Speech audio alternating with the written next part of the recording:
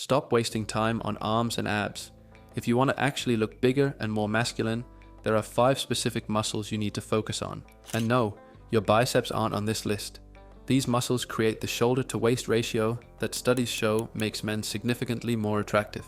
I'm going to show you exactly which muscles matter and the specific exercises that'll grow them fastest. Here's what most guys get wrong. They chase muscle groups that don't actually change how big they look. You can have massive arms, but if your shoulders are narrow and your upper back is flat, you'll still look small in a shirt. The truth is, attraction and perceived size come down to geometry. It's about creating width up top and keeping your waist tight. That's the V-taper, and science backs this up hard. Research shows that the ideal shoulder-to-waist ratio for male attractiveness sits around 1.6 to 1.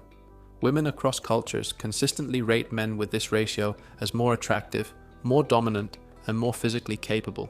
Your body is literally broadcasting genetic fitness through proportions.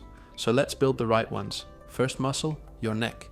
And before you skip past this, hear me out. Your neck might be the most underrated indicator of masculinity on your entire body. Think about it. When someone looks at you, your neck is always visible. It's in every conversation, every photo, every first impression. A thick neck signals high testosterone, physical strength, and dominance. It's primal. Studies on facial attractiveness have shown that neck thickness correlates directly with perceived masculinity. A thin neck makes your head look disproportionately large, and your frame look weak. A developed neck makes everything else look more powerful. Plus, there's a practical element. Your neck is visible even when you're fully clothed. You can hide an underdeveloped chest under a hoodie. You can't hide a pencil neck. The training is simple but brutal. Neck curls, neck extensions, and if you have access, a neck harness. You don't need crazy volume here. 2 to 3 times per week with progressive overload. Add weight slowly. Focus on control and watch your neck thickness increase over weeks.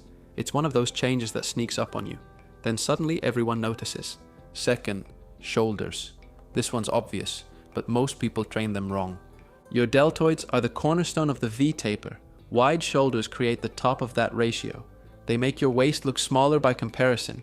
They fill out shirts, and they're the first thing people notice about your physique from across a room.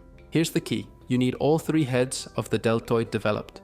Front delts get hammered from pressing movements, so they usually develop fine on their own. It's the side and rear delts that most guys neglect, and those are what create width and that 3-dimensional capped look. For side delts, lateral raises, this is non-negotiable. Use a machine if your gym has one. The stability lets you focus purely on the muscle without worrying about form breakdown. Progressive overload here means adding reps, adding weight, or slowing down the tempo. Track it. For rear delts, rear delt flies. Again, machines are superior here. The rear delts are small and hard to isolate with free weights because your traps and upper back want to take over. A machine keeps constant tension on the right muscle. And for overall mass, shoulder press machine. This builds all 3 heads with maximum stability. You can push harder, track your progress more accurately, and keep the movement pattern consistent week to week. The goal? Get stronger on these 3 movements over the next year. Add 5 pounds every few weeks. Your shoulders will respond. Third, upper chest. Not just chest, upper chest specifically. A fully developed upper chest creates a shelf. It adds width to your frame when viewed from the front and makes your torso look fuller and more imposing. An underdeveloped upper chest makes you look droopy and narrow, even if your mid and lower chest are big. The upper pecs have a specific function. They elevate and horizontally adduct your arm. That means any pressing movement on an incline will target them, but you need to understand the mechanics to maximize growth. Incline Smith machine press is your best friend here. The fixed bar path means you can focus on pushing hard without worrying about stabilizing the weight. This lets you overload the muscle more effectively and maintain consistent form from workout to workout. Consistency means better tracking, better progress, better results.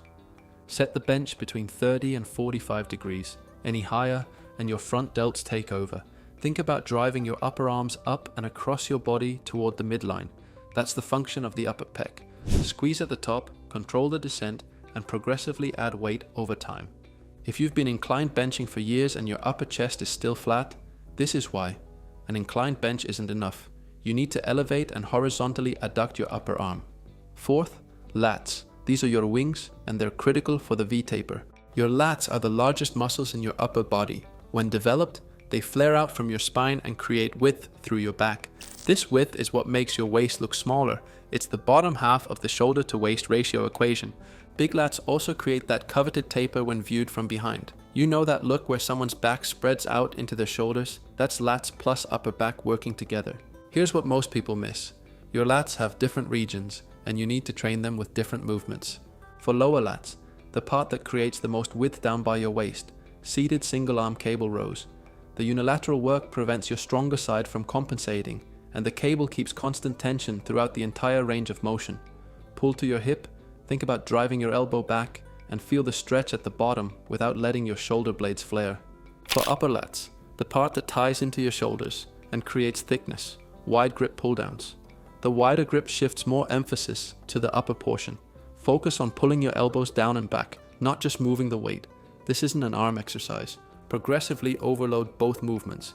Add reps, add weight, improve your mind-muscle connection. Your lats will grow. Fifth and final, upper back. This includes your traps, rhomboids, and rear delts working together. A thick upper back creates depth to your physique. From the side, it makes you look more imposing. From the front, it pushes your shoulders back and makes you look broader. It's also what prevents you from looking narrow and hunched forward. A thick upper back forces good posture. The best movement for overall upper back thickness? Rowing. Specifically, a chest-supported machine row where you can load heavy and focus on squeezing your shoulder blades together.